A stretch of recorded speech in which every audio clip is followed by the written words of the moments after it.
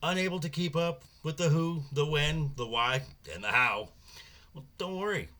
This might be a little late, but this is last week's news. Now. What's up, guys? How you doing? Welcome back to the channel. Glad you stopped by. And if you're brand new here, hey, welcome. Glad you're here. Grab a seat, stay a while. But do me a couple favors first. Go down and hit that subscribe button. Ring that bell. Make sure it says all so you know when the next video pops up. Hit that like button. And before you head out, drop a comment down below. And if you're one of the regulars here, double check that subscribe button. YouTube is making their purges, so just double check to see if you are really subscribed.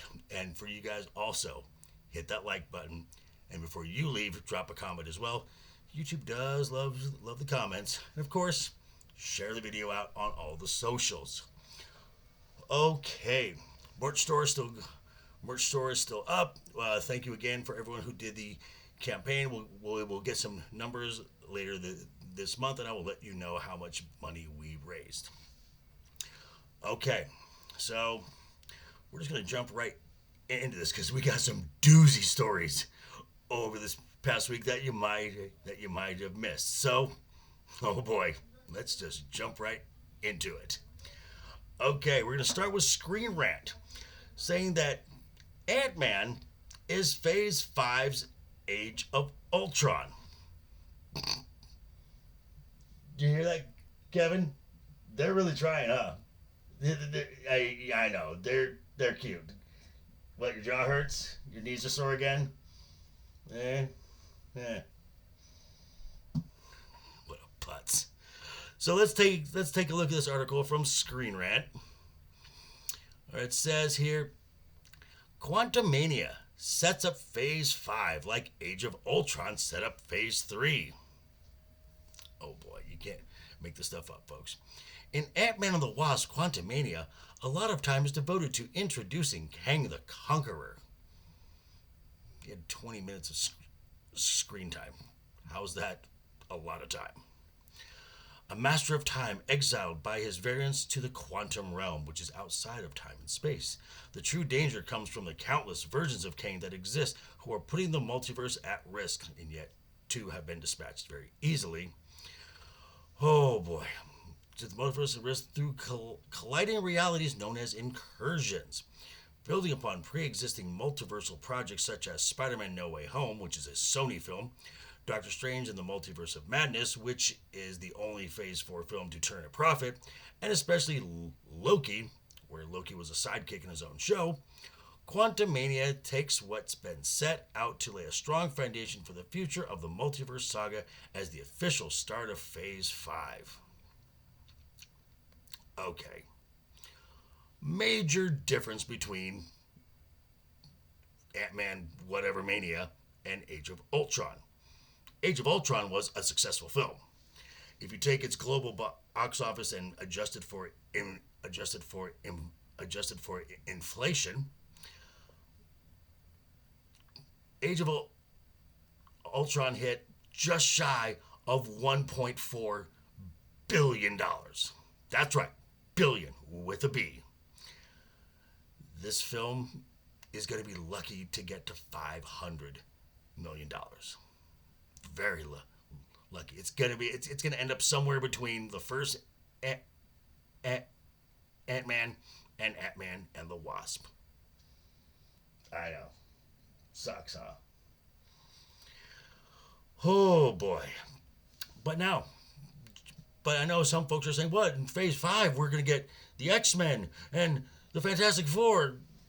Hang on to that really quick because this next article comes to us from MovieWeb, where the Marvel writers kind of talking about the fate of the Fantastic Four and X-Men. Let's pull this up right here.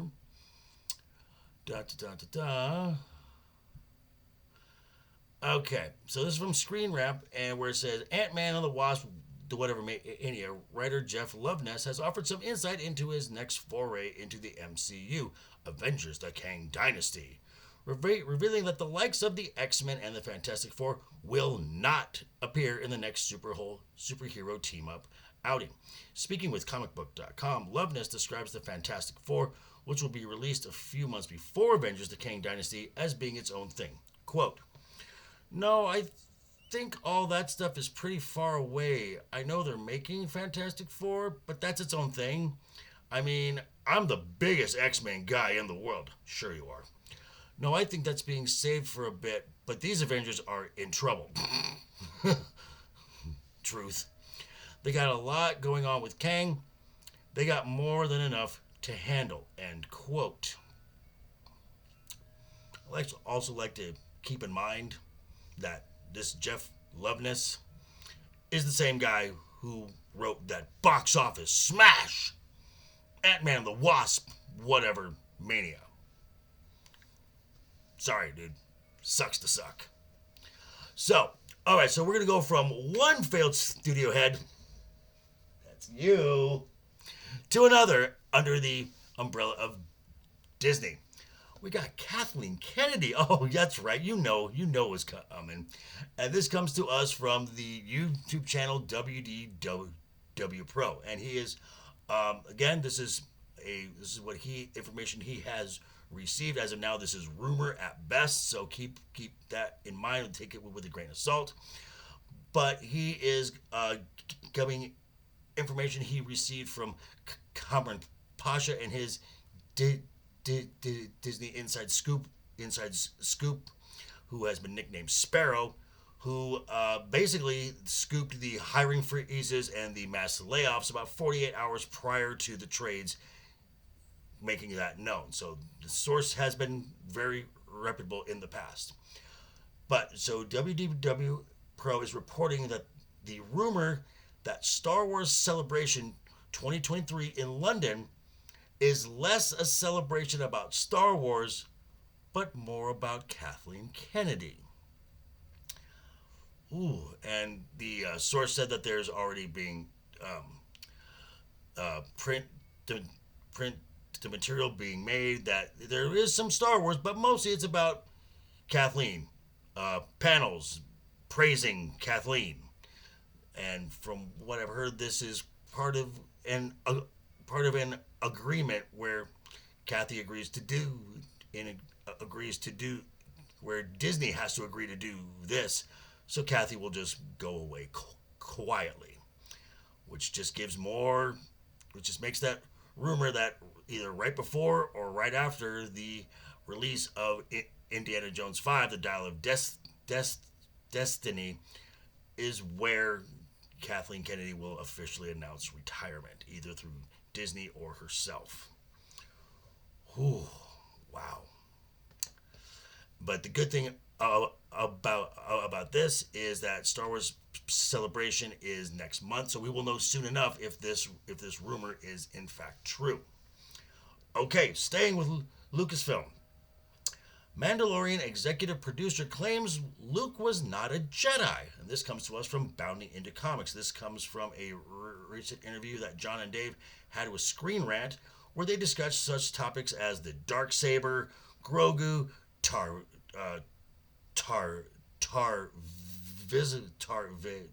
Vizsla, etc.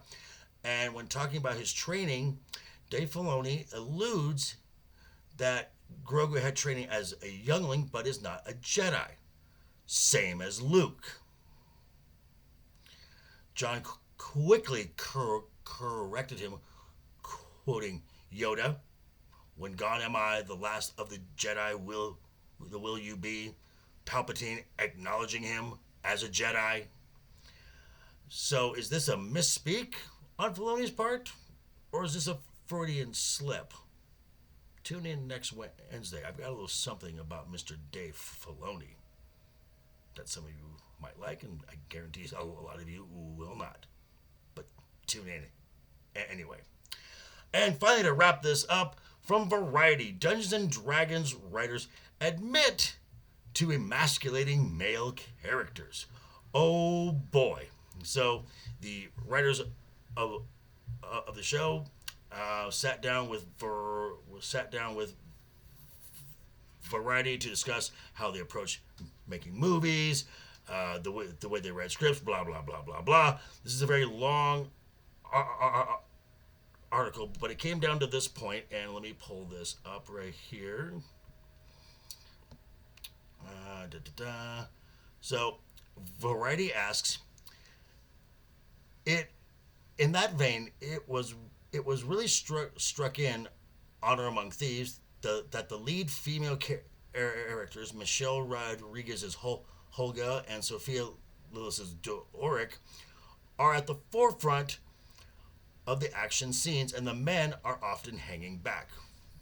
One of the writers, Goldstein, said, "That was not an attempt at wokeness on our part," the other writer did. Ailey, "Swear to God, it wasn't. We like that Holga is the bruiser that does the dirty work for edging.